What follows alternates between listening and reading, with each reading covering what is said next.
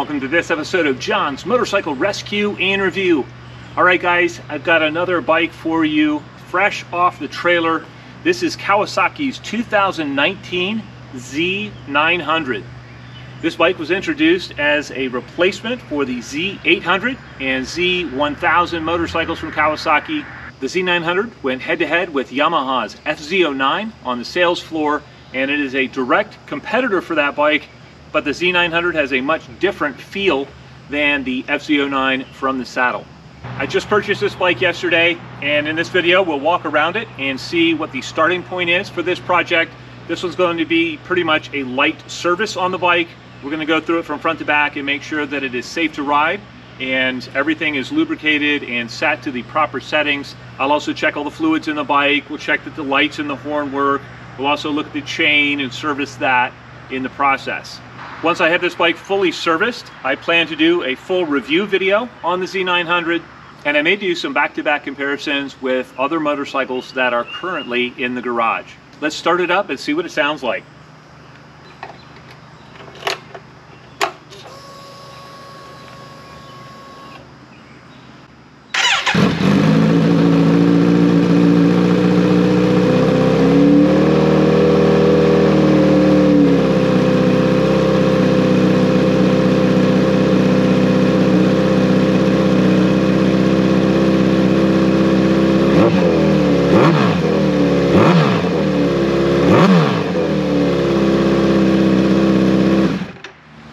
As you can tell, this bike is not all stock.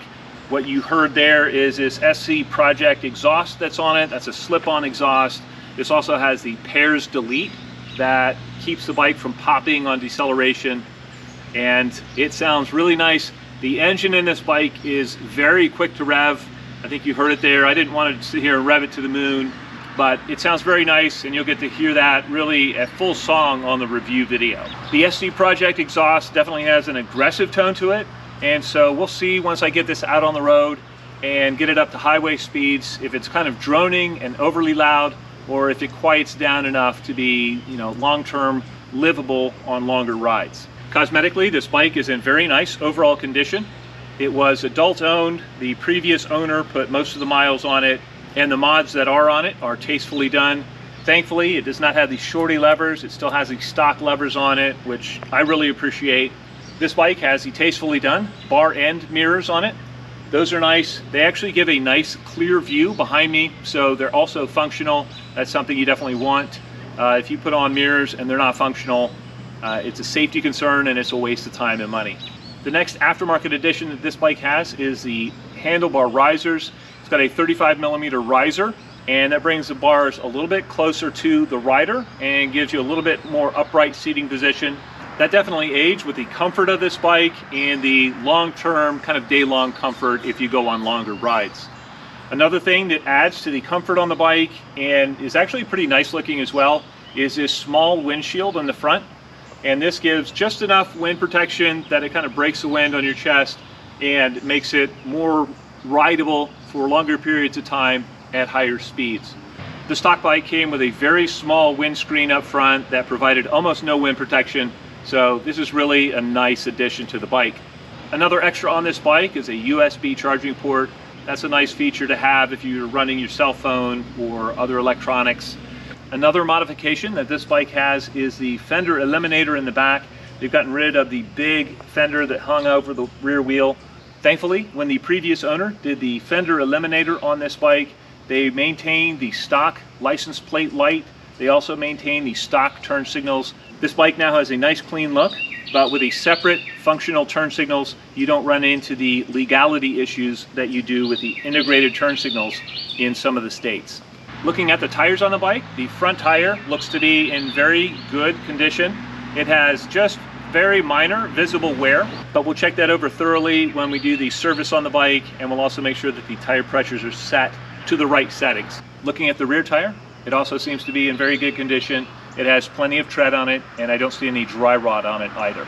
Looking at the chain on the bike, it definitely needs to be serviced. It's got a little bit of surface rust on that.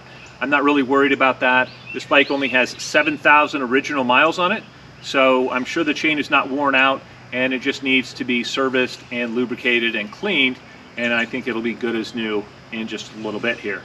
Another nice addition to the bike is the seat.